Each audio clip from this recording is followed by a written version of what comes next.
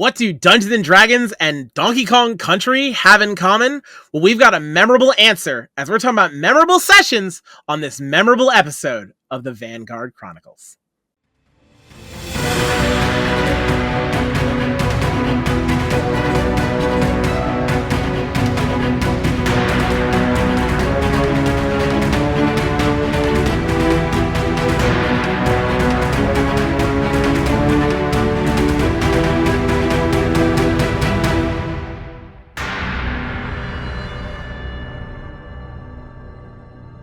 Welcome, everyone, to the Vanguard Chronicles podcast, where we have an ongoing conversation into the creative process behind the Vanguard, our monthly crowdsourced D&D campaign of interconnected one-shots. I'm one of the hosts and dungeon masters of the Vanguard, Nathan, also known as Spark Ascendant, and I'm joined, as always, by my co-host and fellow Vanguard DM, Sean, also known as General Grom. Also, anyone paying attention watching on YouTube will have clearly seen we have one more guest joining us. At this point, no longer a special guest because you've been on a lot more often. It is our producer and one of our other fellow DMs. It is Ryan. Gentlemen, how are you guys doing today? I'm doing well. Doing good. How are you doing, Nathan?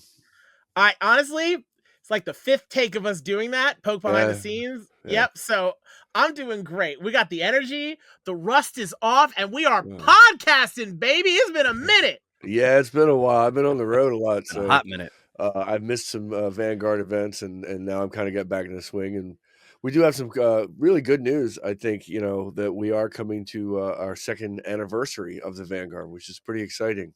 Yeah, we are. And actually, it's funny that you mentioned you not being here for a little bit.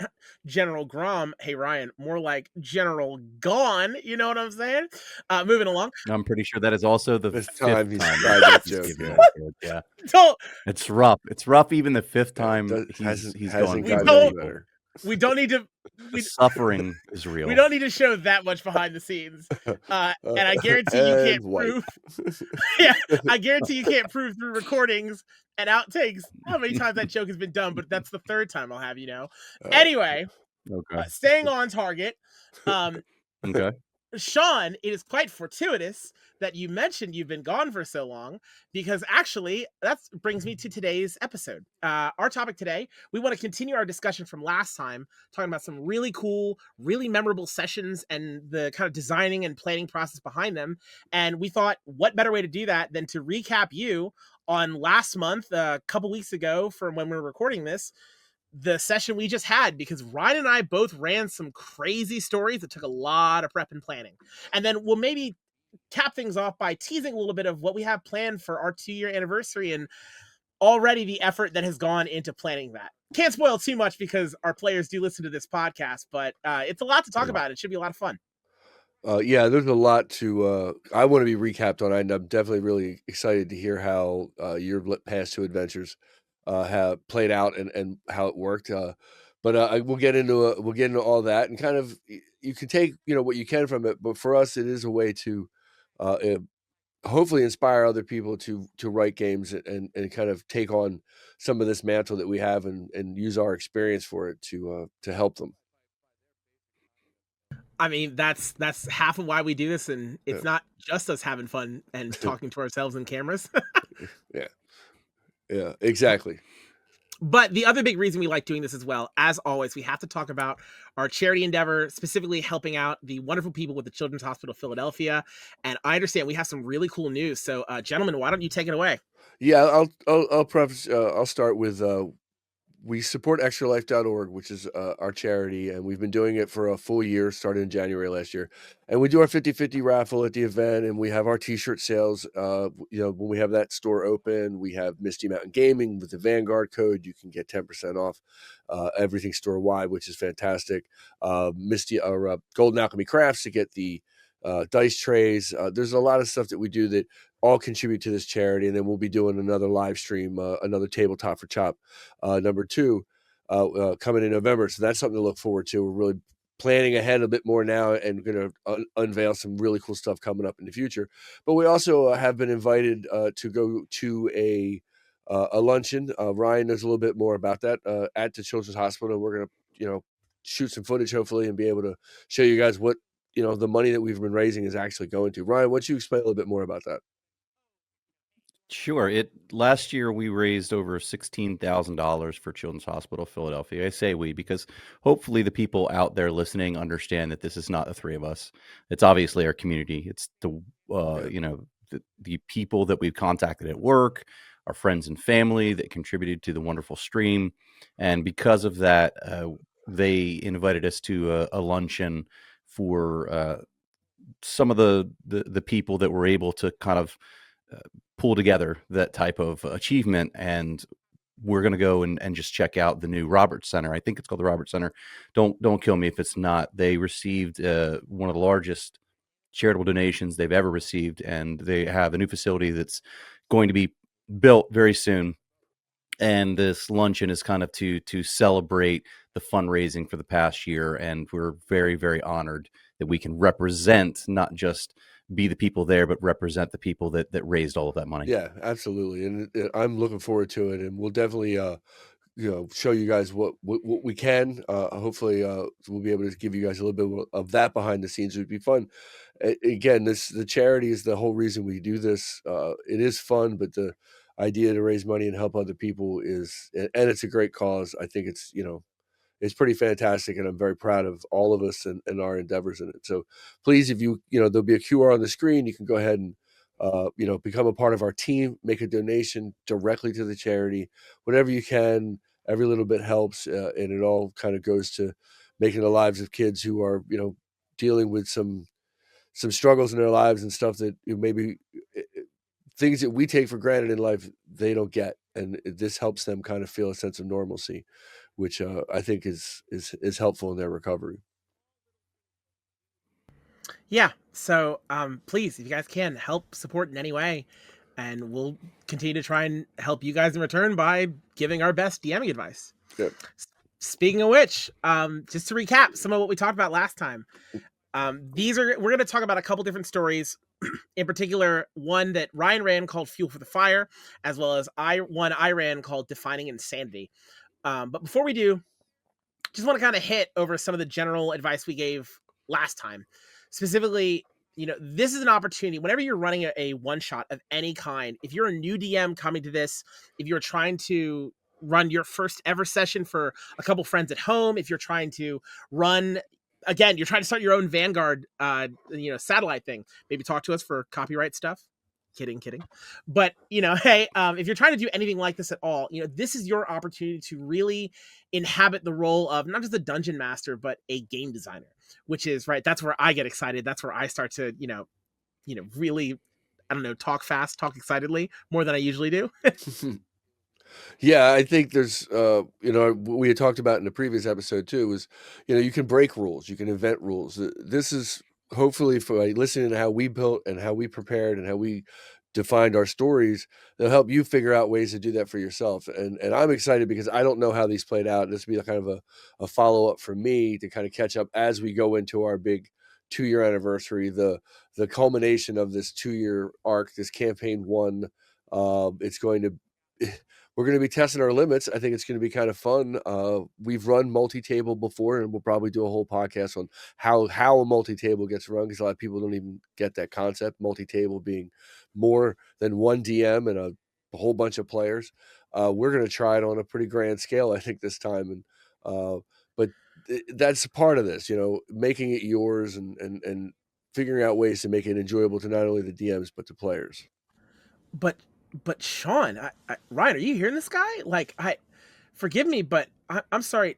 Did you have express written permission from Wizards of the Coast to break the rules, to change things? Don't forgive me. I know we've done this joke on like every episode where we talk about this. Don't you need someone to explicitly tell you you can change or tweak rules in any way? Ryan, do you hear this guy? Yeah, I hear him, and he is 100% correct. I think one of the greatest things that you can do, because we talk about GMs who are old hat to this, they are going to know what we mean by break rules, invent rules, steal ideas. They've been around the block. For anybody who's new to DMing, right? What that means is don't do it up front. Now, I know that's just contrary to what they just said, right? But put yourself into a pattern or get yourself sort of a stride first, okay? If it's formulaic to you at first, great. Then you get used to it and you get comfortable. And once you get into that stride, then think about tweaking something, breaking something, inventing something new that you can do. Don't feel like you have to just throw chaos the first time to make it memorable, right? It's okay to kind of get into your groove, to get into that stride, to be a little bit formulaic up front, right? That helps you settle down as a DM. Well, Then slowly work in those things that sort of send your players for a wild it's ride. definitely the walk before you run concept. You still have to kind of figure out as a new DM the process in which you like to DM, and a good way to make, and this really does speak to making it memorable, is that your players begin to learn to accept a certain style from you that you're developing. And what you start with now and what you'll end up, 5 years down the road, completely different. They should grow, but that's the point, is that once they you can establish your rapport with them, then going off the rails is a lot easier because you've built a little bit of trust. That's, if anything, that keyword there, trust, really says a lot, because that's kind of how I tend to view things sometimes. When you're like the game we play, our system that we use is Dungeons and Dragons 5th edition, right? That's what we use. That's what most of our players wanted. That's what we built this around. Whether you like D&D or not, it is a flawed system. It's not perfect in any way. Like, no system is perfect, but regardless, it is what we use. Right. So, but within that framework that we do choose to use, the beauty of any tabletop RPG system is the open-ended nature of it.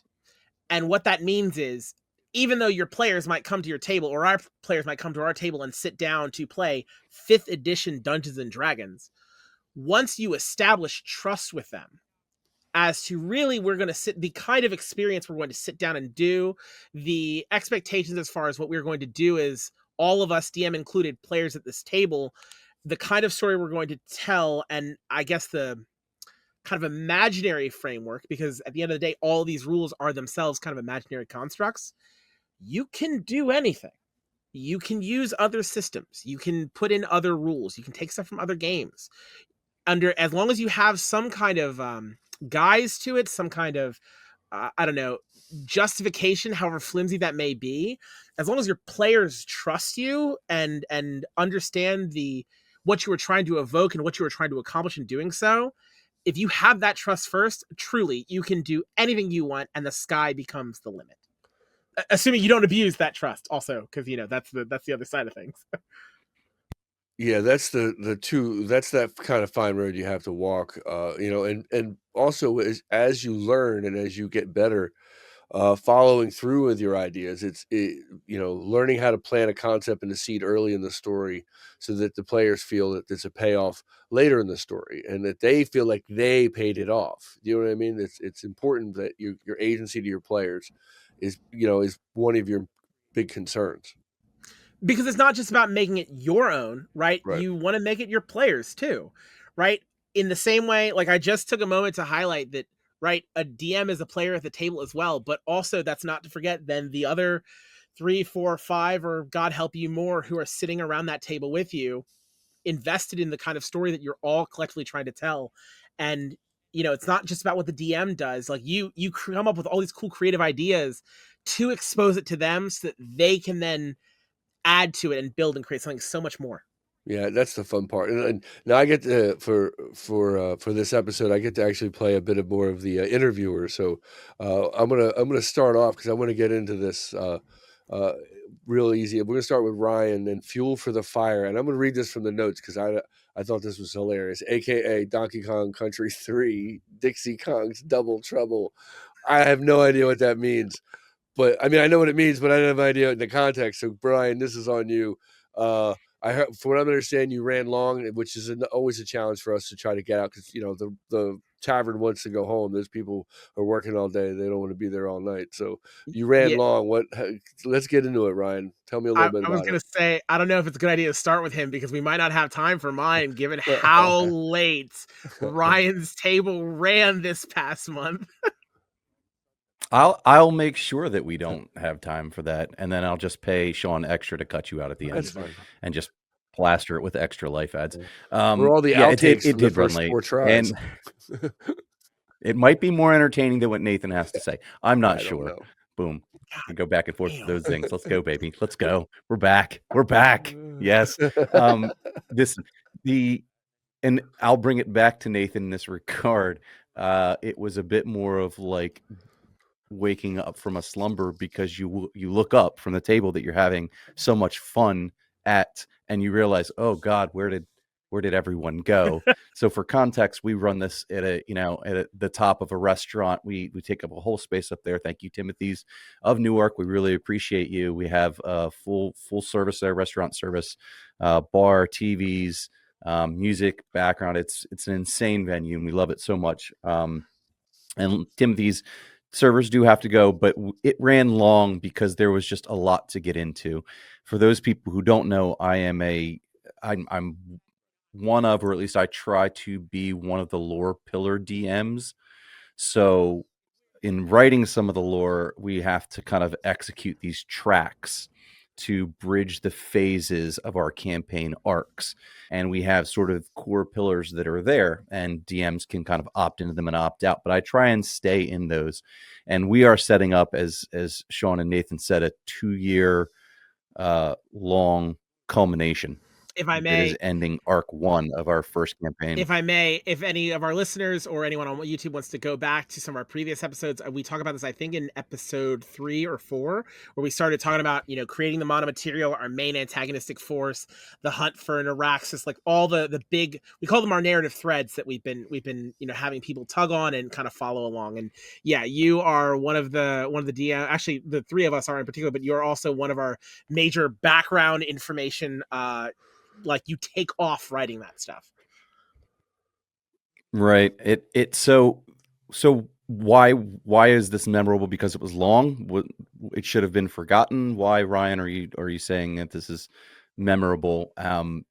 For a couple reasons. For the reason that it produced 2 huge memorable scenarios that we'll get to that ran long, right? And we'll give you some advice. We'll present them to you, and we'll give you some advice on how to kind of trim things down and cut it out if you feel like these things are going to kind of clog up your system or clog up your game. But it also presented just so much lore for the ending of the arc of the camp. All right. So what was the premise of this of your one shot? Was of Fuel for the Fire? Let's get into the story a bit, and then we'll break down how you kind of prepped for it all. Right. So the premise itself kind of bled through from this this trilogy that's being written. We have a antagonist, the monomaterial. We have a group called the Penitent. They're the mages, and sort of like the lower class, the upper class of the monomaterial don't want to sully themselves with. They perform magic, even though the goal of the monomaterial is to rid the world of magic. So they are kind of treated as this lower class, but they need a head. And my character that I usually play, that's the head of the guild, Isarina Wellerton, had a tight friendship, and a little bit more of a love interest in the head of the Penitent, Amali Evergold.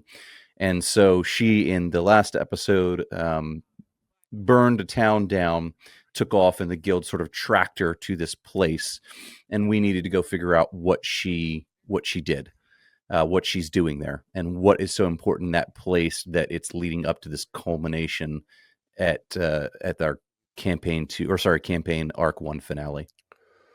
Okay, so I'm looking here again. You needed a city. So how did you kind of formulate what you were going to do? Was this is where you found her? Is in the city that you were trying to kind of devise? Right. So she basically took off to a place at the spine of the world, and a couple of things lore wise that the players kind of found themselves in was this dig site. Okay. And this dig site is a huge sort of chasm. So the first thing, you're going to make something memorable, give players who love that deep lore a hook. Right. And this one was a big one because it was, if you read of Forgotten Realms, that's sort of our background. That is the first appearance of a city called Kreishal Tirith, is from an artifact named Krinshinabon. And so immediately you say that name, it evokes, oh my gosh, this is a big thing. Right. right? This is a big thing for people who study. For other people who don't need that, that's okay. You know what I mean? They don't necessarily need to have that hook, that lore sort of driven into them. But there are people that really like to kind of dig through, use resources on the internet. Forgotten Realms has a massive wiki, pages and pages of information that players, can kind of sink their teeth into with little to no work from your own. So if you kind of dig through some of these things, you can give them these big bites of lore that you don't necessarily need to come up with yourself. Which is especially And good for in doing, it's especially good for our purposes as well too, because I mean, you mentioned the wiki, or rather you mentioned the Forgotten Realms wiki, but for any of our newer listeners who haven't heard before, another thing we do is we encourage all of our players to write down reports on all the sessions, everything they plan, their character backstories, character art, and upload all of that to our own personal wiki called at vanguardguild.fandom.com, where all of that information is. And we do, as you said, have some players who they're old. We have at least one I'm thinking of who's like an old school D&D player. So all the Forgotten Realms lore, absolutely he dives into, let alone others who aren't just into that, but are into just our personal Vanguard lore and are scouring the wiki constantly. Which is kind of right, yeah. So keeping it on the theme, you can go ahead, yeah, it's Sean. kind of a fun way to create, that interactivity, a little bit of level of immersion. A good reason why when we started the Vanguard 2 years ago, was to keep it in the Forgotten Realms, to give people a familiar territory, a familiar ground to get started with, so that it felt like this is something, the Vanguard itself is something that has been around and has been moving, and has been existing in this realm for quite some time. And I think it made people understand and kind of feel how the Vanguard is a bit of a home. It gave it a home sense, I think, which is smart. Right. And a lot of people love to see where they're going. And one of the greatest things that this wiki has, and some other wikis have, is maps, interactive maps. Right. So if you're kind of feeling a location, hey, a desert, hey, a jungle, hey, this, hey, that, you can go right onto that wiki, find a couple places on that large map, right? Find a location, read about it, and say, oh, this is some deep lore. This is some fun stuff. And you can build stories out from that, right? This is not necessarily the direction I went, but that's the direction that you can go. And so making things memorable, keeping with the theme of this, there's little work that you really need to do. And the greatest part about it is you're diving into lore that just starts to spark all of these ideas and generate so much thought into, hey, what's the scenario going to look like? And oftentimes you can kind of spiral off, but it's a great way to do a lot with a little. So in needing a city, I needed an entrance point to this massive chasm. And so I used Sunblight, which was located near that on the map. It actually is used in Rime of the Frost Maiden as well. Cool. But I needed it to be a little bit bigger than what it was. And so I needed sort of this massive city that led to a mine that dug deep down into the earth that could kind of connect to this massive excavation site, this dig site that was down there. And what was down there we'll get to. But I thought, I don't have time to do this. So what do? Right? You steal ideas. And one of the greatest dwarven cities that I know of that you can kind of take Sunblight, slap a face on it, and make it your own was Ironforge. So if there's any of my old school World of Warcraft players out there, I took the layout of Ironforge, I reskinned and renamed the entire districts and areas, and I kind of just gave that layout to the players. And if anybody has gone through Ironforge and World of Warcraft, you know that the entrance is grand, the promenade is grand, walking around the city is grand, but it's a circle with an anvil in the middle. So there's not a whole lot of places to kind of get lost. And I gave them a guide. I Okay. didn't know you stole. And so that's one of the ways that you can steal ideas. Wow. Right? It's very, very cool. It's very clever. Literally wow. Literally wow. Yeah, literally wow. And players, I don't think there was anybody at the table that did it, but I've done this before, and players have made this subtle connection, went, is that? Yeah, it is. Yeah. Right? And sometimes stealing those ideas right? It doesn't feel like a knockoff because when you've run through it so many times, there's a sense of nostalgia, right? There's a sense of belonging and home, and you immediately feel a connection between the place that you're going into in D&D and the game that you ran years and years ago, right? And so for me, that's a fun connection, and when you feel it, it's just kind of like, oh wow, I've been here before in your mind, and it creates a personal connection that wasn't there before, right? So, but that kind of led to the next memorable moment and Nathan's wonderful title section name for this. I have to say, And I have been. I Go ahead. I came over. So I came over to Ryan's house because we were going to start talking about our finale plans. I came over to his house like a week, maybe a week and a half before the session, and after being put to work, like helping to like cut up menu stuff and do a lot of administrative stuff I was not prepared for.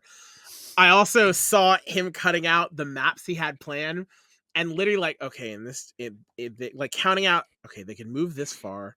So, and he's got like maps on like at least 3-4 sheets of minecart maps.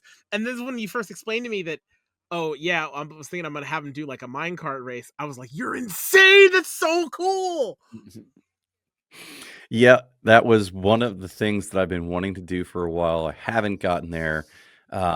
So Donkey Kong Country fans, my generation, Indiana Jones fans, if you watch the Temple of Doom, it is iconic, right? So the guide that led them through down to the excavation site led them through a place called the Gullet. And the Gullet is basically the start of this mine track cart that the players partook in. And one of the things that was super challenging, right? I mean, you want to make this memorable and you don't just want to cheese it. You want it to have fun things. And as we say with D&D, you want things to have consequences, right? You want good outcomes and bad outcomes. And sometimes you really just want to kind of explore both, but you have a time crunch. Hence the reason this took quite a long period of time. And I don't think anybody was bored, but you can correct me in the comments if you were. But we took then another idea, another concept. Thank you, Nathan, from a board game called Heat. Right now, I've never played Heat, but Nathan kind of described to me what Heat is about, right? And you have a deck of cards. Again, correct me if I'm wrong, because again, I've never played this game. Yeah, I got you. But it was highly rated, right? So deck of cards, and as you draw things out, eventually, as you go around corners, if you have so many Heat cards in your hand, your car explodes, right? It's close to, so for anyone who doesn't know, so I play a lot of board games in addition to D&D at the small aside to the board game part of the this is welcome to the board game section of the podcast. Yeah, so Heat is I think it's specifically Formula One racing game. It's set a little bit farther back, so I don't know if it's technically Formula One. The point is, it's a racing game, a car racing game where you go vroom around the track. Right. But yeah, the whole premise is you play numbered cards in order to decide how fast your car moves. There's a bit of a deck building element to it. If you don't know deck building, Google it just so we can keep moving here. But part of the mechanic is if you go around a turn to simulate, right, not wanting to go too fast, it gates how fast you move that turn. So if I move, 10 spaces in a single turn, and that turn says that if you go through it, I think too fast or in a certain number of turns to take it. The point is, the faster you execute that turn, the more bad cards called heat cards you take on to kind of simulate your engine overheating. And if ever you're in a situation where you need to play a card and all you have are these heat cards, which are hard to get rid of. I'm butchering this rules explanation, by the way, because I haven't played it in a couple Sounds months. like a great game. Sounds fun. It is an excellent game, yeah. But if you take on too much heat, your engine gets too hot, it's filled with too many bad cards, you've been playing risky and taking turns too fast and pushing the limits of your vehicle just a little too far, then your car blows up and goes kaboom. And you don't technically lose the game, but it's not good. Right. Anyway, go ahead. Right. Yes. So I took those rules, right? All of them, the deck building, everything. And I said, if they go around the corner with like more than 12 heat cards, they just die. in both campaigns, the first and the second one. They don't even get to play it. Kidding. Was that why we had I people in the did. Discord saying it turns out They were minecarts very do angry. go to 11? I know, but I will explain that in a bit. Cool. So again, we had an idea: break rules, invent rules, steal ideas. Again, with the stealing ideas and inventing rules, right? Those kind of go hand in hand. So you take something that we obviously couldn't do a deck building mini game in our Vanguard session. So what we did was we started with the number of speed, a speed level, right? And they could pull a break as a bonus action to slow that cart down, or they could kind of ride the break as a free action or let it go as a free action, right? So when they wanted to slow, they had to use up some of their action economy and their bonus action, right? That was kind of the only penalty that we had. They started in a cart, and each turn I had these the clear character bases that you'll get from Nolzers. I think it's the minis, Yes, yeah, Nolzers. and so I just wrote numbers on them, and I said, if you go above this, okay, you're going to have to roll a check based off of some simple rules, and you could derail your cart. Then you'd have to get back on, or you could cause a wreck. And of course, there was a jump in there, because there always has to be a jump in there. I think the characters had a great time, but it wasn't just that. They knew that Sunblight was infested with kobolds, and so it was just kobolds, more kobolds, a horde of kobolds that were just throwing themselves, leaping onto the carts, leaping in front of the carts, trying to derail them by switching tracks. And obviously, they're high enough characters that they could just wipe out these kobolds very quickly. But with masses of them, they kind of had to deal with that. So it was a fun quirk, and kobolds are just chaotic in nature. You know what I mean? They love screwing with things and jumping on you and screwing with the race. And we had characters that chose to jump carts, right? We had characters that chose to not break a single solitary time, but every single turn increase their speed. And so we did find out, in fact, that minecarts do go to 11. And that is what the character hit his jump at 11, with 2 kobolds in each arm outstretched as he tossed them out of the cart, jumping over the tracks. Wow. It was glorious. I mean, Barbarian. It was the moment that when I knew that I was building this, I was just praying that somebody would do something like that. And so they made it memorable, not just for them, but for me as well. It was a lot of fun. I have to note just an observation I have, and I encourage any newer DMs to look for opportunities like this. Also, in hearing that part of the action economy is the braking system, and also in hearing that you also flooded with kobolds, which themselves are such lighter targets, I happen to know that you had a lower level player at your table as well. And one thing I hear automatically is a way for that lower level player to have a meaningful impact at the table by just being the guy who controls the minecart potentially, or who can kill a couple kobolds. Right, and he had another job since, because the other characters were doing a pretty good job of really dealing the damage, and each character kind of had their own cart. He was in the cart, I believe, or no, he was in a cart at some point with the guide, who, when the character who was going to 11 jumped from his minecart into the 2 oncoming minecarts the kobolds had, he damaged that guide, and the newer player was able to contribute by healing that guide up. So again, small things like that, they go a big way to helping the scenario. So they got through that eventually. And I will tell you, if you do have mini games like that, play them beforehand. Find family members, play them beforehand. I have 2 younger kids, teenagers now, God help me. And they were gracious and played it with me, and sort of helped to fine tune the experience. And that was just a ton of fun.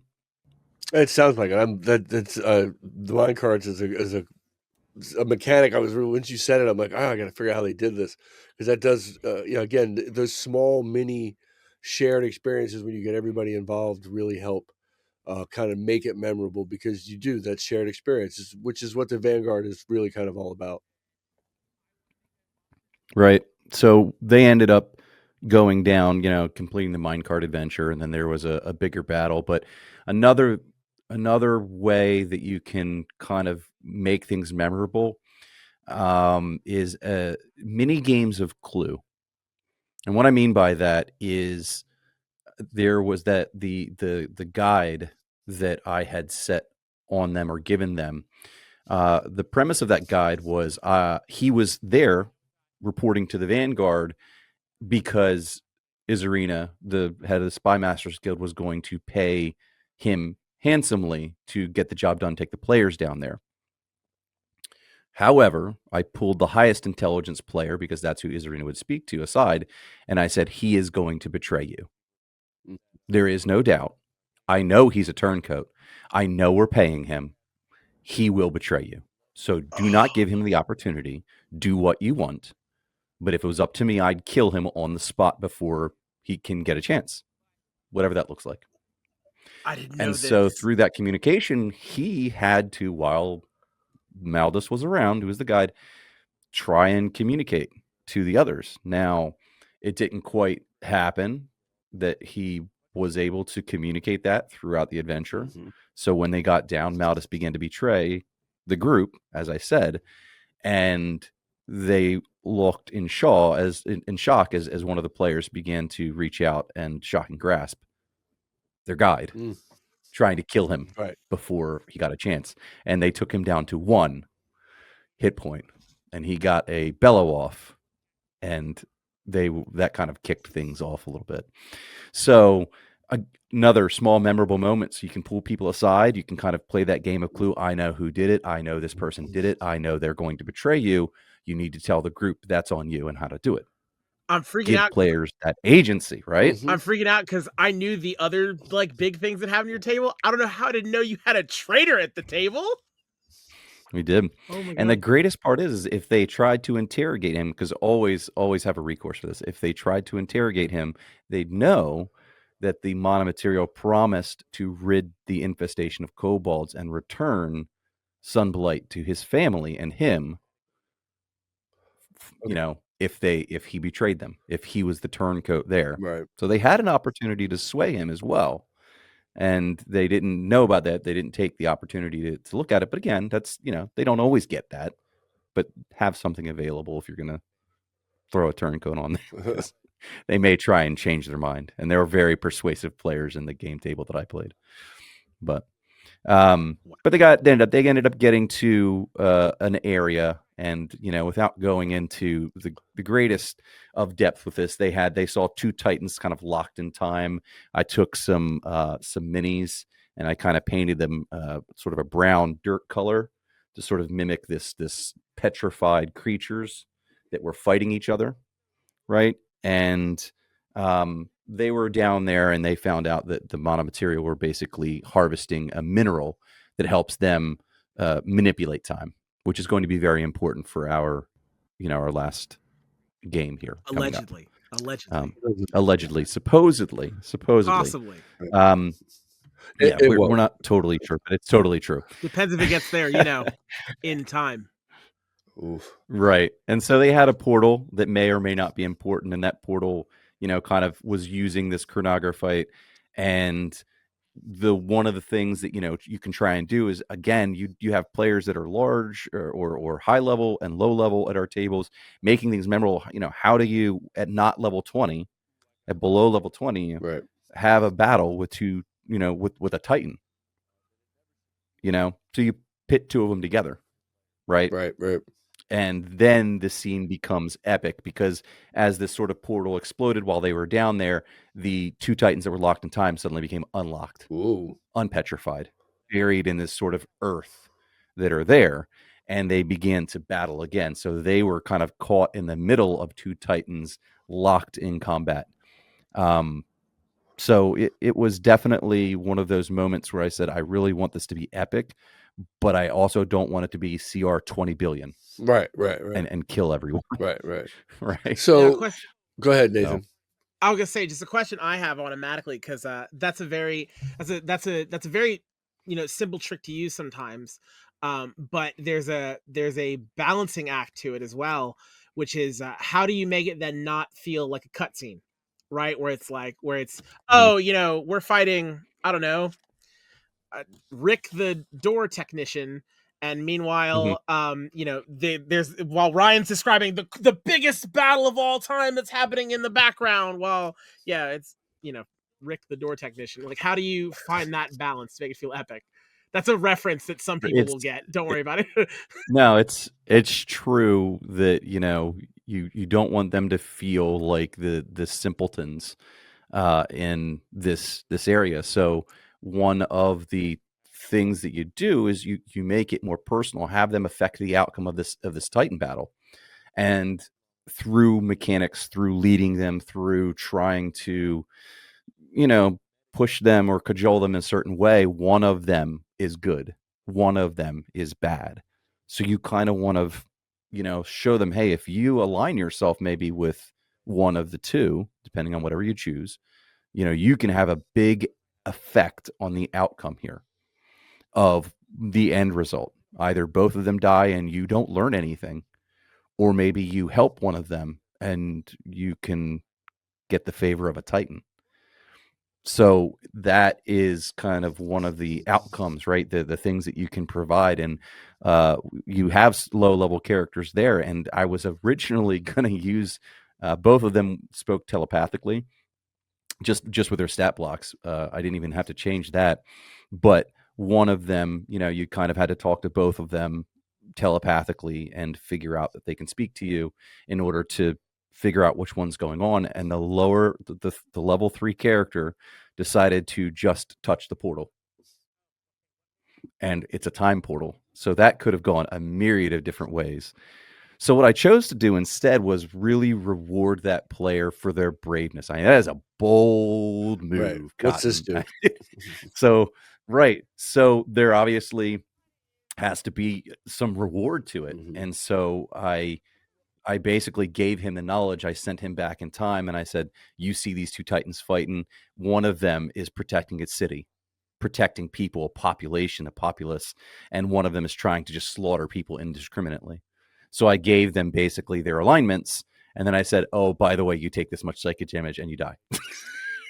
And Yeah, spit him back out of the portal have to be and consequences gave too. him back to his friends that are very consequences are a thing, right? And so again, that lets that low level character, when they, get back up, hopefully the friends get him back up, he immediately can say, listen, don't waste any more rounds of combat trying to help that guy over there. This one's good and this one's bad. And so that immediately impacted the game and helped them defeat the more evil of the two, and rewarded them at the very end with an epilogue that also rewarded them with a shard of this chronography, which may or may not allegedly help them Supposedly. this coming month. Okay. Supposedly. I also So, gotta say, what was immediately evident too, and like this can't be emphasized enough. The instant Ryan's table ended, the entire group, like all 5 of the players that weren't the level 3, turned to the level 3 player and were all like, dude, oh my god, you killed it. That was amazing. I can't believe you did that. I can't believe you did that. But also, oh my god, you were so helpful. And it speaks to not just like we have an amazing community of people who support each other and are super encouraging, but even just that moment there, and we have all seen it with other players, both in the Vanguard games as well as in our home games.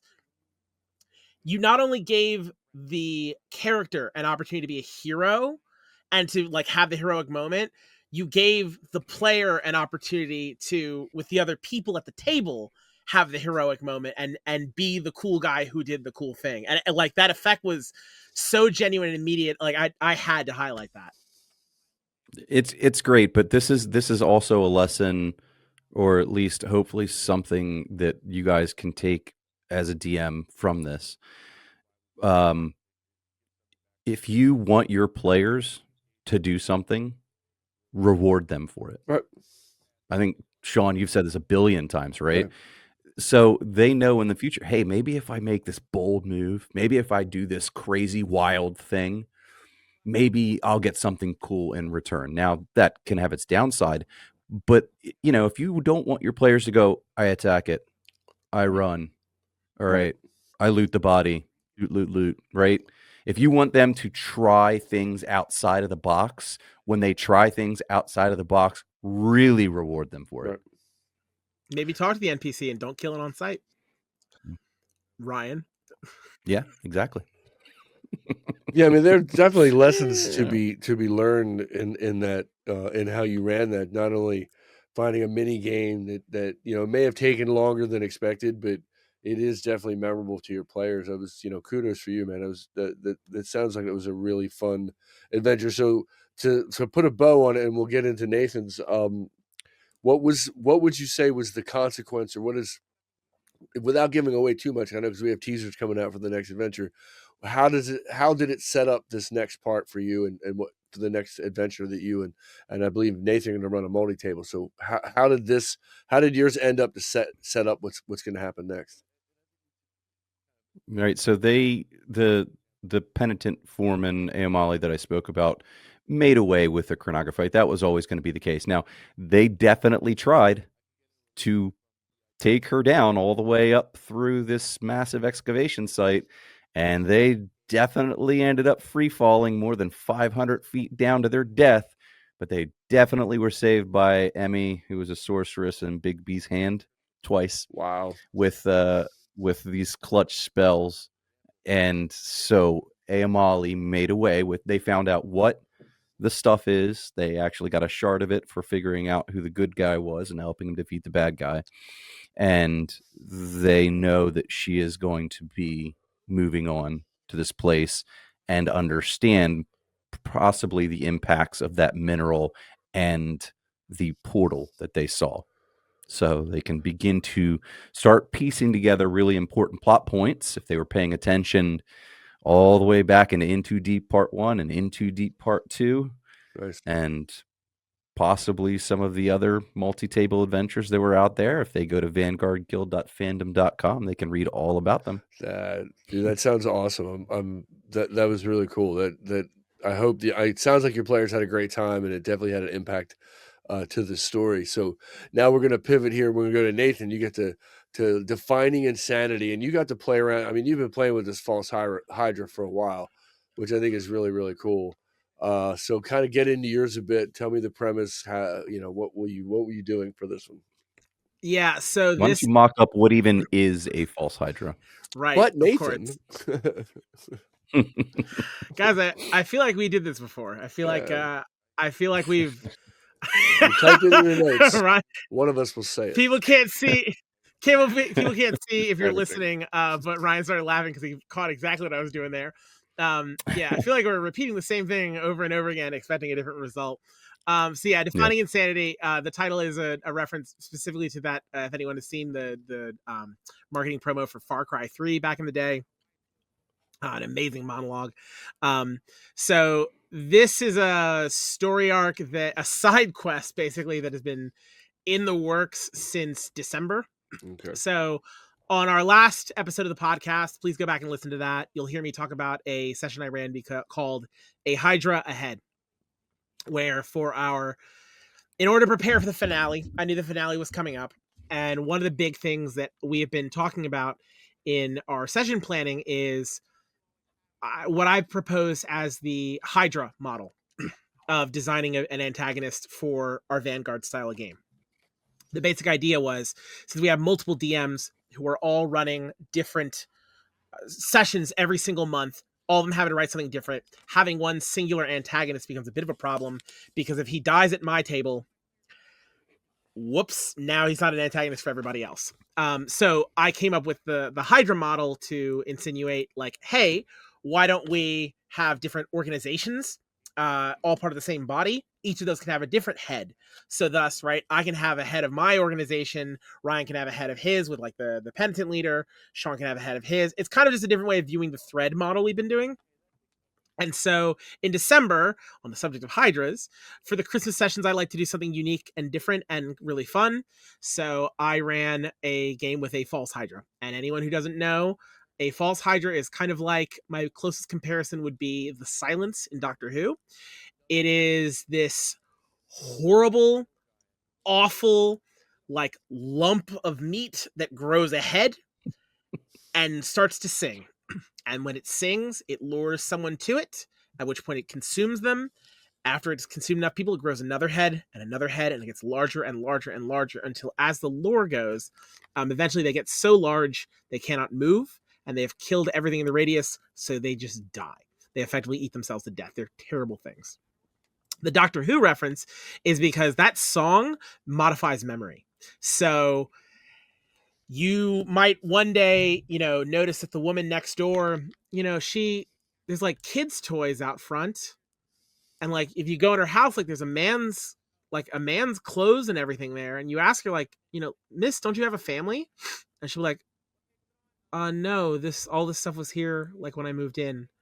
How long have you been here? I'm not sure. It's been a while. Right? Because the idea is the Hydra modifies their memories and makes them override stuff and just kind of go with it. So in the Doctor Who example, and as my players did it with the last session, you might start writing stuff on your hand, or otherwise giving you clues to yourself to help you remember to wake up, look all around you, it's nearby, listen for the song. And in my case, the last session, have them do wisdom checks. So the Hydra in December gave them a list of targets to help them bring down the Monomaterials Department of Research and Destabilization, which was the department I went with, and the head of it being an individual by the name of Bravis Procor.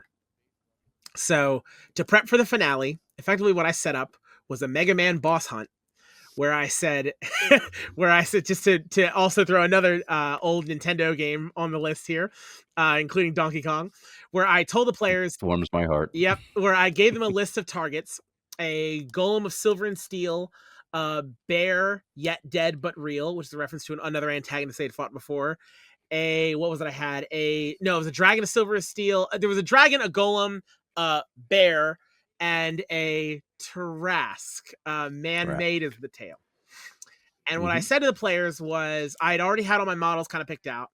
I said, hey, now that you have this list of clues and these targets, vote for what you want to take out next. And that's how I plan my quest from month to month. The thing was, they ran away from the Hydra in December. So I also added to the list, return to the town of Multilio, where it was, and slay the false Hydra. That was not part of my original plan. I thought they'd kill it. So for the past couple months, it's been they vote for a target, vote for a target, vote for a target, and they've kept putting off the Hydra until and over and over again, prioritizing like the Tarrasque was the next one they were really hyped to go for. They did the dragon first, they took out the bear second, and they kept talking about doing the Tarrasque.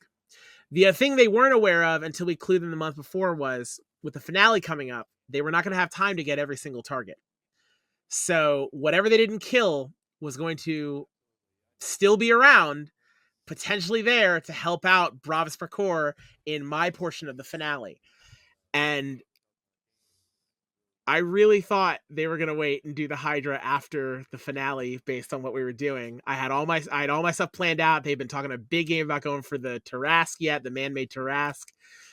And then all of a sudden the votes came in, and for the last session before the finale, the session where I was going to help tee up what we're doing next month, they said, nah, baby, side quest, let's go. Oh, that's okay. Yeah, and so the you have two left that they didn't get to before the finale. Is that correct? So there are actually, I originally thought there would be one target left before the finale. There are two targets unaccounted for before the finale that I have to paint. That's a really clever way to kind of help you follow the path, and even though that kind of went not in the direction you wanted, but knowing and giving your players agency to pick their mission and kind of decide on which way they wanted to go, that initially makes it a memorable session because they have chosen this path. Yeah, they asked for this, quite literally. Right. And in the case of several of the players, they engaged with the false Hydra. This quest, part of the way we did the first session, which again, go listen to the previous episode if you want to hear more of the details there. The kind of mind games I played with them, it was a big deal. And for my players, I've had a couple players who've come back to hit each of the targets. I've really leaned into that session after session to really emphasize what they've already been playing to. I just kind of capitalized on it because I saw that they as players were receptive to it, how much their characters have been impacted by the futility of the false Hydra situation. Like we have one who's a paladin who changed his oath. We've had another player who was legitimately like messaging me on the side and considering having his character go off to take on the Hydra by himself in between games, which if he That pulled the is trigger, wow. yeah, he didn't pull the trigger, but there was a minute where I was like, all right. I drafted a couple messages to you to be like, hey guys, how do we want to handle this situation? Yeah, Nathan is putting them more in the title of this this segment, more memorable. Yeah. Well, it's definitely But, a way to make it memorable. You succeeded when they want to do stuff, in between sessions and kind of find ways to, advance that plot or put themselves at great risk. Yeah, so this was a big deal. Like I got lucky here. This was kind of lightning in a bottle. Which is why also with this one. So the hard part was when planning once I knew I had to do this stupid thing that I love doing, to be clear. Right. One thing I already knew was because they saved it for last. The original plan was going to be, since months would go by the time, if they had waited until after the finale to take it on, every single person in the town of Multilio would be dead. Every single one. They all would have been eaten. And the entire time, for reasons we'll get to in a bit, this Hydra's been a little unique. It's been growing, it's been learning, and it's not intending to die the way of its kin. So, like, the threat would have probably been way worse if they went in May. But as a result, they came, here 2 months prior to when I initially intended. And so there were still some people left alive and still to save. But I still wanted to stress the nature and really I had to scale up. Because the problem is with a false Hydra, the reason the first one I think impacted so hard was the surprise of it. Because, right, a false Hydra is a mind game kind of monster. And that mind game really only works when you don't know that you're in the middle of a mind game, because that's what makes the eerie fourth wall breaky stuff really come through. And the challenge I had with this session was they literally know from the start that A, it's a false Hydra, and B, it's my table. Right. So there's already nonsense afoot. Yeah. Right. And on top of that, Nathan, let me ask, because I was going to ask this, it's the obvious, hey, you already ran the false Hydra. How do you run a even more false Hydra at the table? The big challenge isn't what you just said, right?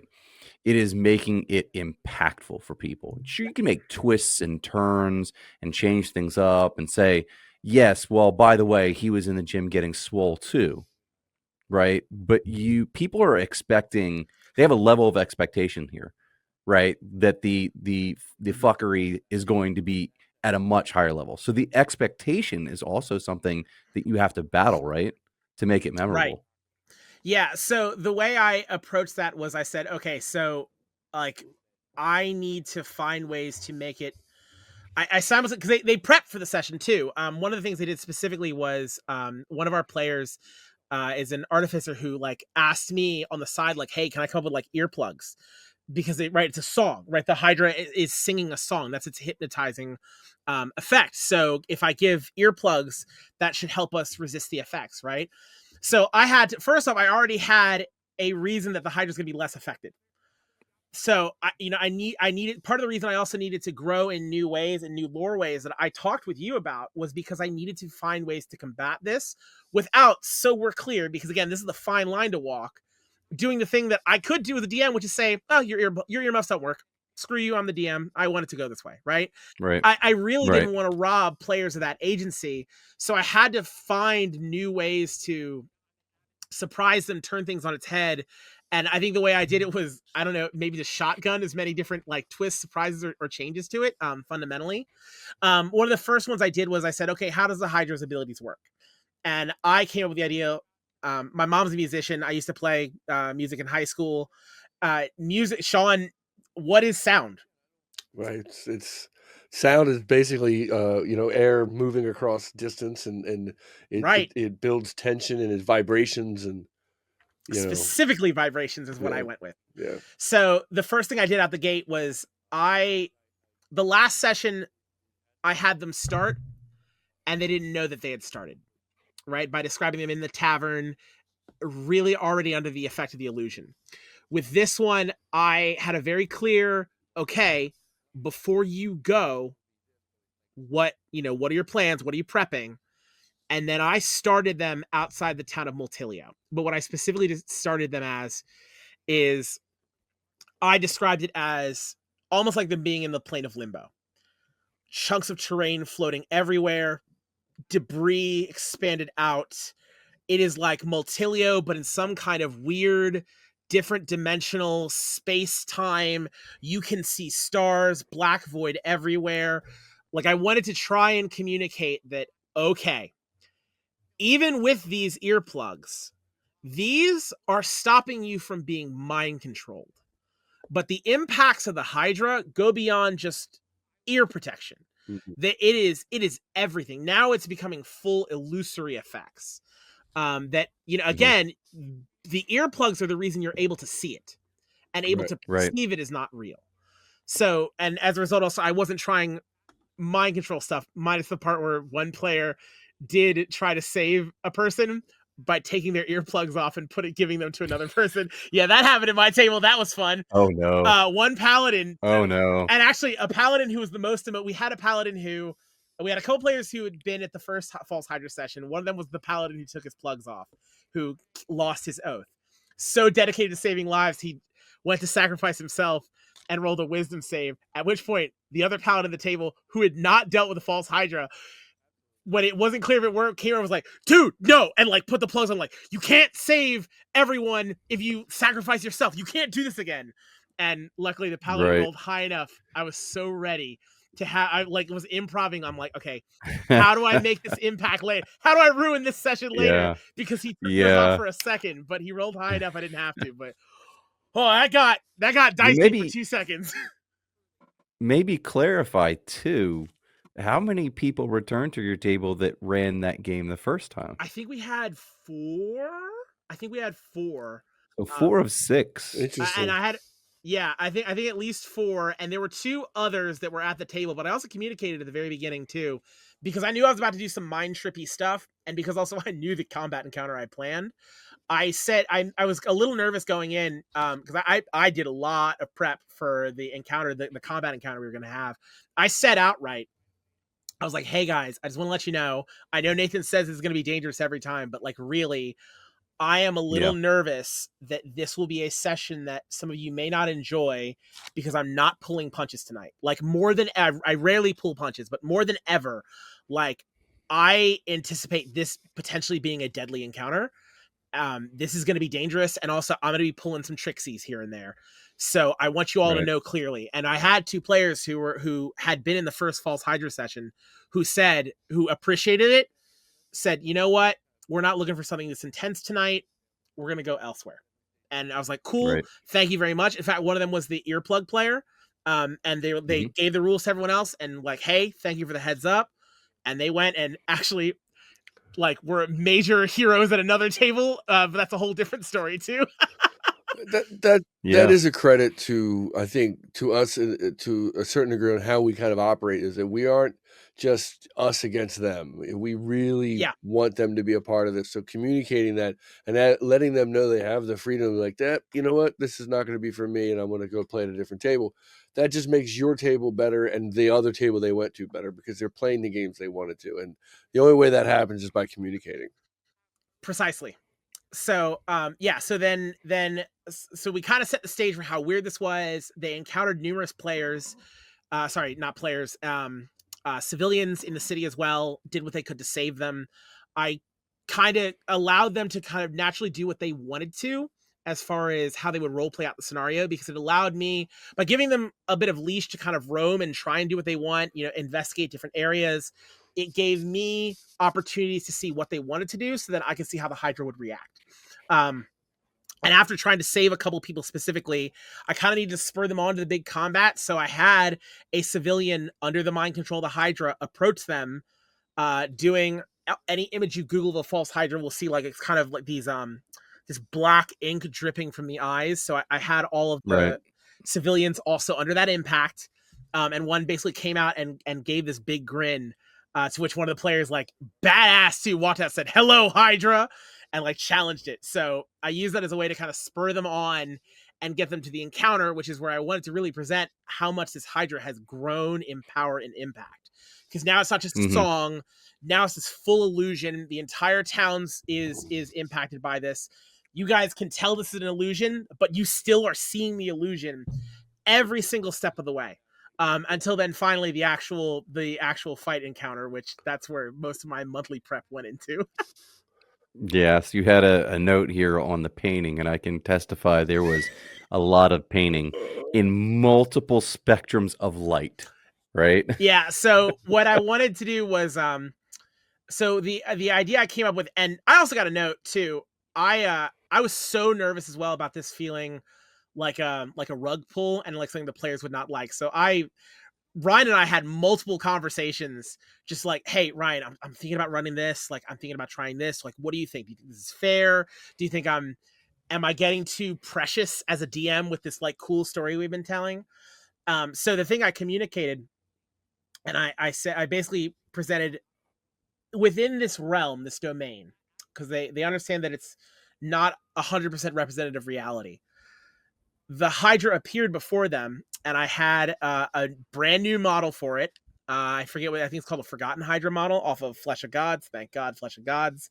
Their models are amazing. We use them a lot. I use 3 models from them. I had the false Hydra appear and communicate with the players, and start to do a little bit of its monologue, indicate that it had learned a lot, it had grown a lot. In fact, well, it appeared out of the well in the town center after it dove back into the well, because the players challenged it and wanted to attack it. One of the players dove in the well after it, just in time for the next thing, which was the other model I painted. I actually have it now on my desk as a decoration, and we'll put pictures up as well too. But this hideous thing, also from Flesh of Gods. You don't call that hideous. That's gorgeous. Yeah, thank you. But the thing I wanted to present was within this realm, right? The Hydra is controlling kind of the illusory nature of everything. So it projected an image of kind of how it views itself. So, or rather, like what it can aspire to and ascend to be. So I was playing with this idea of they're kind of in the Hydra's mind almost a little bit, or its own mind projection. And then the other thing I had it do though was I had it also indicate that it has learned that if it just eats and consumes and that's all it does, it'll die like other Hydras.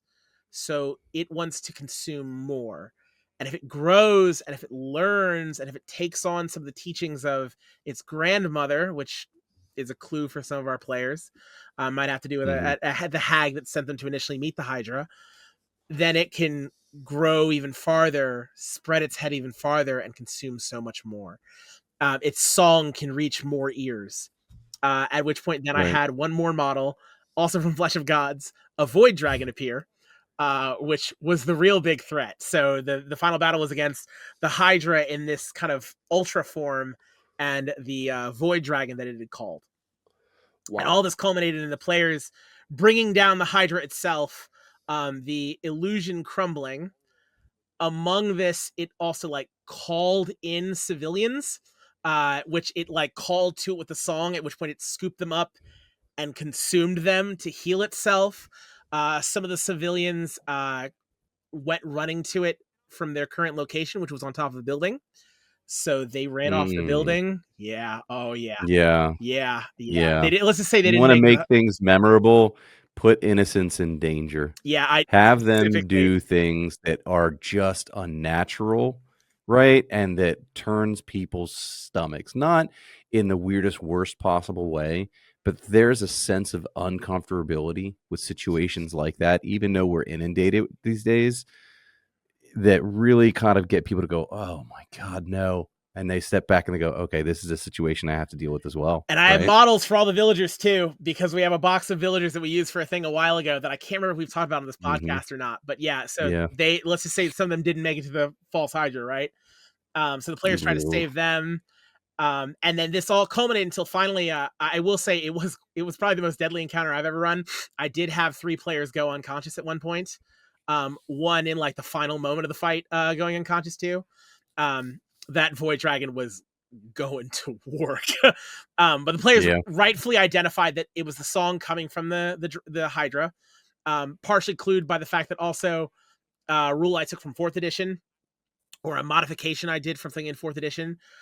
Every round, just by being in its realm, being so close to it, being so close to the vibrations, again, no mind control, but they took auto psychic damage. I did a D4 round 1, 2D4 round 2. Not enough to kill, not enough to be unfair, but enough to apply pressure. Because even so, players are still having to mark that damage down, and they get the impression like we do not want to be dealing with this for long. Right.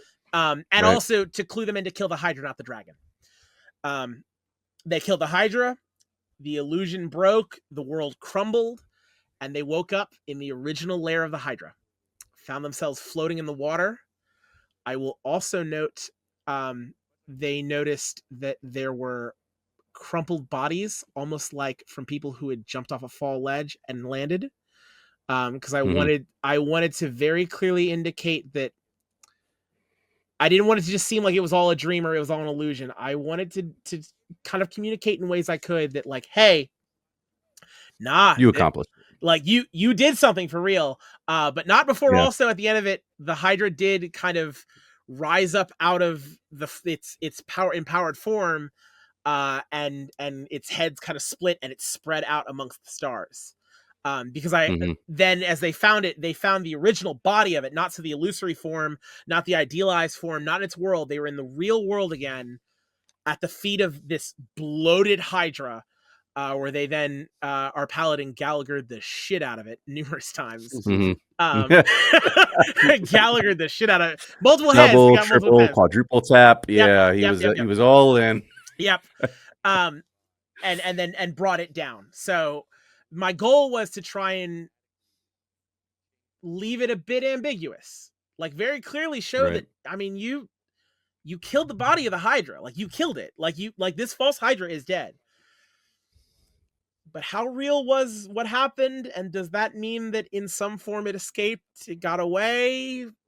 I feel like with a false Hydra game, at least from my opinion, if it's 100% clear, is it a good false Hydra game? I don't know, right? And that's the direction I went with for my players. And it's crucial as a DM to leave yourself hooks, right? You don't have to follow every one of them, and they can be misleading.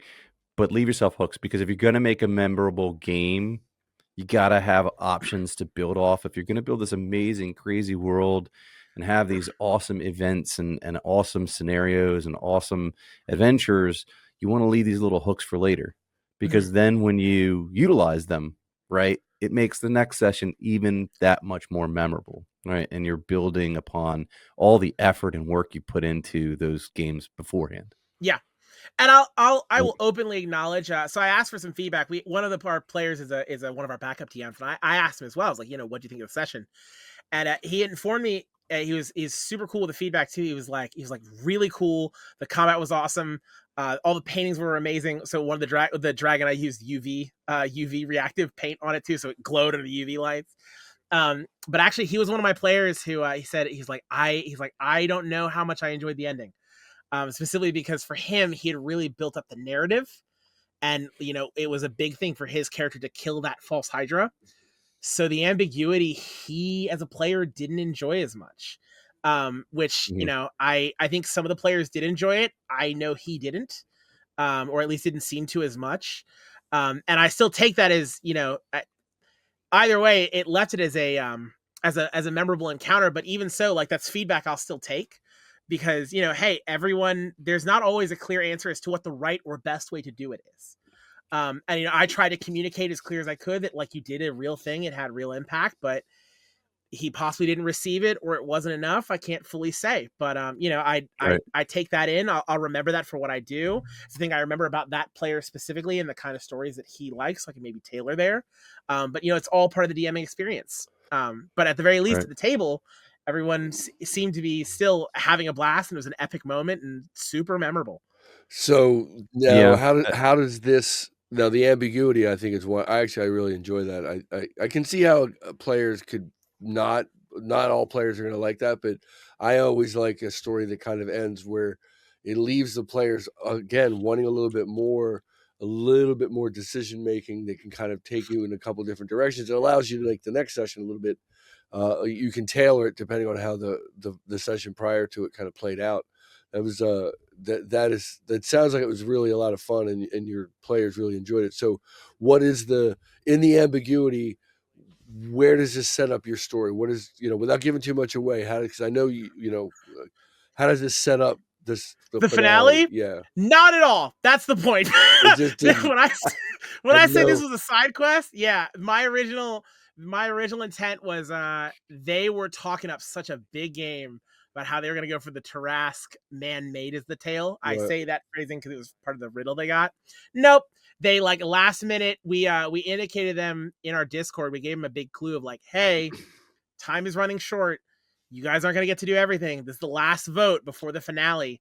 And the players pivoted so hard to the false Hydra.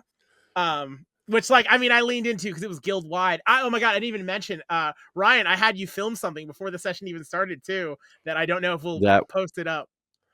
That was very memorable. Yeah, one of the things that Nathan used in the first game was that song, right? And making things memorable by actually singing a song and drilling it into their heads that when they heard this, something bad was happening, right? And at the very beginning says, just film me. And I said, well, how? Widescreen? Where am I shooting this? How long is it going on? He said, you'll know. So why don't you explain what we do? Sorry to set it up at the very beginning of the session. We have usually have seven adventures. We all kind of give a very short 15-30 second overview of what we're doing.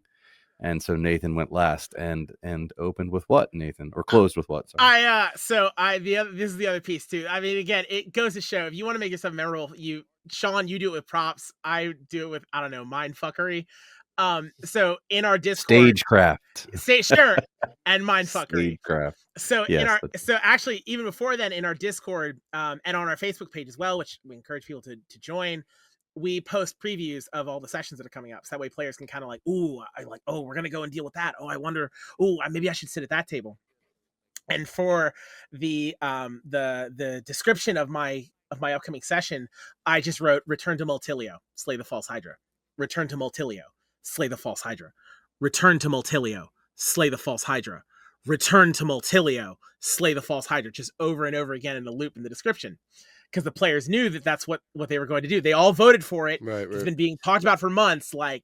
This is it. And also, I got to indicate that there's already some fuckery going on, right? Or stagecraft. So I get there and I greet the people at my table. I'm talking to Ryan, I'm making sure everything's set up. And I rotated around to a couple players specifically, had a small chat with them, ones I could trust. And then I told Ryan to film. I made sure I was last. It didn't go exactly the way I wanted, but it's okay. The moment was cool and it was fun and whatever. Because that's what D&D's about. It's not about being a badass who critical role, professional level. No, it made a cool moment. But so when it came time for me to do mine, I just stepped forward. I cast my eyes around the room so I could make eye contact with our 3D printer guy. And all of a sudden he just stood up and pointed at the table and said, return to Multilio, slay the false Hydra. Return to Multilio, slay the false Hydra. And then another player who I'd already spoken to stood up and started chanting with him, return to Multilio, and then more, until finally I just had a couple plants. So I had the entire group chanting, return to Multilio, slay the false Hydra. I tried to cut them off, but they weren't looking at me, so it kind of staggered, but it's okay. And then once you got everybody in the room saying it without that type of coordinate, it's just gone. Yeah, it was gone because they weren't looking at me because they were all pointing because Martin sold it so hard. But then I cut it off. Then once they all cut, then it was just my voice. I said, return to Multilio, slay the false Hydra. And that was it. I started from the we weren't even at the table. We started. We had some people that had never been at our session before. Oh, goodness. And they were just like, what is happening right now? Why is this whole room chanting? It was my most cult moment. We got that on video. Yeah, it was a very cult moment. We got to post that. First time we've done that. Definitely give me that. We'll put this in the show. I want to see it. Yeah. So Yeah, it was a little. It was definitely a little rough, but the moment it created was a cool thing, and it was a unique thing, and right. the players will So remember it. again, those type of things, it just goes to show these are ways that you can try and make sessions memorable. It's not always stuff in game. It's the stuff you prepare. It's the stuff that you end with. It's the hooks that you produce for later. Mhm. Right. So we gave scenarios of things that we did in game, but we also gave that flavor that's extra, right? That you can do, that ideas that you can have and take to put into your games that lead up to those heroic moments. Mm-hmm. So now that you've kind of described both your adventures, and definitely shown some great ways to make an adventure memorable, and from involving low level players, high level players, which is one of the big challenges for us, is writing a game that kind of fits that spectrum of players. And I think sounds like you guys did a great job, and it's fantastic. So now we're going to be planning for this finale, which is, I think we want to get into that part of this.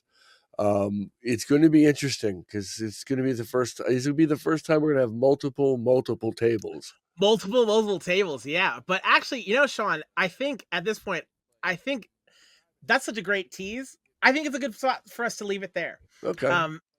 I think partially because also it gives us time to, not spoil the game for our players coming up, Right. because we do know that they do listen to these. But yeah, that actually kind of gets us into what we'll be talking about next episode. We are about to do, I think, the biggest D&D session any of us have ever done, because even though technically we've already done multiple tables, we're going to have multiple tables. Well, one big thing of multiple table sessions all running concurrently, and a couple things. We have stuff planned. I gotta be Vegas. We be cooking. I'll say this is something that when I first conceived this idea in my head, just the rawest form of the Vanguard, sitting with you talking about this idea of how can we get everybody taking on this part of the story at the same time. You know what I mean? Like, now we're going to actually pull it off, and I think we're going to do it, and it's going to be insane and hopefully very epic for the players. I'm excited. I hope we're going to pull it off. Yeah, jury's still out. We're going to do something. Yeah. Whether the players have fun or not is totally up to them. I'm going to have a ball. Yeah, I'm going to have a ball. Yep. It's going to be dope. All right, look, all I know is I'm not at what I think will be the most complicated table of the evening. No. We'll find out. You're going to maybe eat those words and more. I don't know. Yeah, fair enough. Well, as long as I'm with you, but hey, you got your ambitious stuff with the minecart out. That adds even worse for you. I'm sorry. God, and I have so much more to paint, dear Lord. Okay.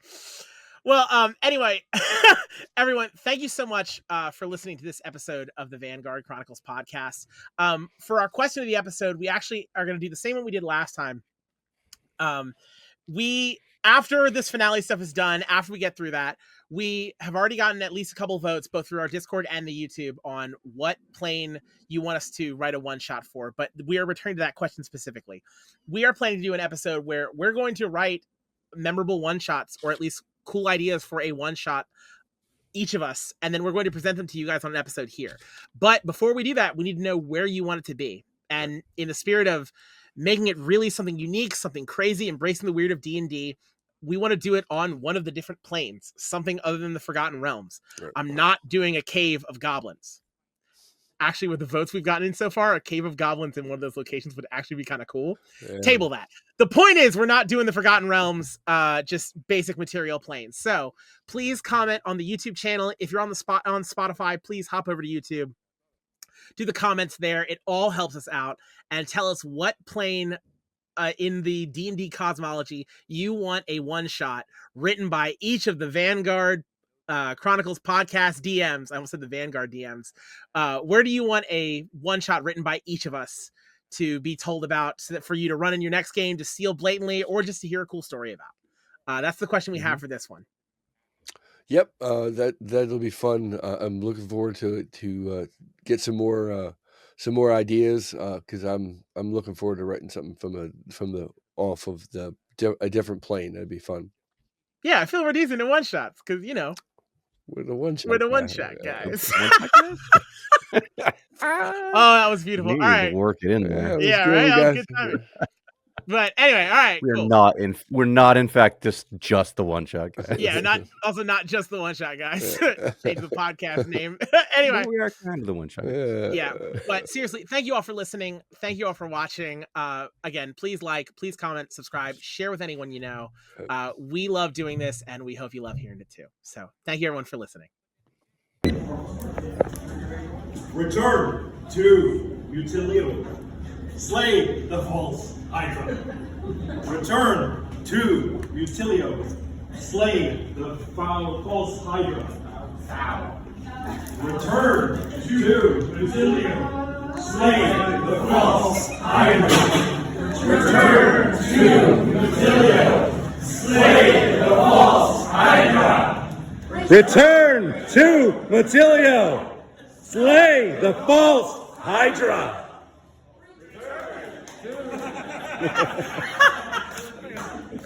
Your mission: return to Multilio and slay the false Hydra.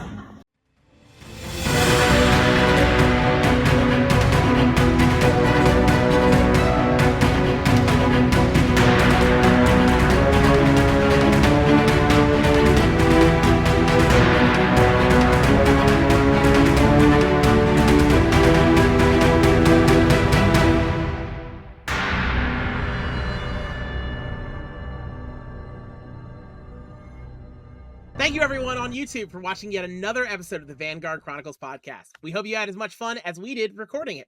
While you're here, go ahead and please answer the question of the week down in the comments below. Don't forget to like the video, help us out with those metrics, and absolutely subscribe so you know when more of our content's coming. Sean, I had a great time, and I hope you did, and I can't wait to see everyone on the next one.